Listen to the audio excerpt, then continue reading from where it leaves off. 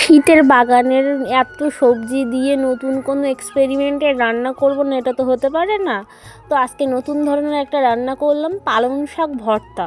তো তার আগে দেখো আমার বাগানটা তো পুরো সবজি ভরে গেছে, একটু দেখাচ্ছিলাম। আমার তো অনেক দিনের স্বাদ একটা ভরা এরকম সুন্দর বাগান হবে।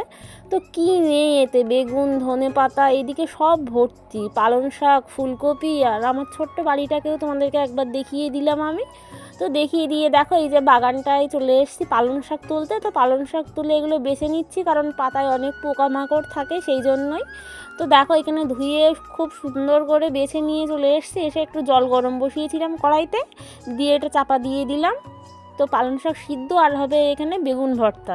তো সকালবেলা এই খাওয়া দাওয়া হবে। তো দেখো কতগুলো লঙ্কা নিয়ে নিয়েছি, আমার তো লঙ্কা ভাজা খুবই ভালো লাগে। তো সকালের বেগুন ভর্তা আর পালং শাক ভর্তা খুব সুন্দর খেলাম। তো আমার ভিডিওটা কেমন হলো, মিনি ব্লগটা অবশ্যই কমেন্ট করে জানিও।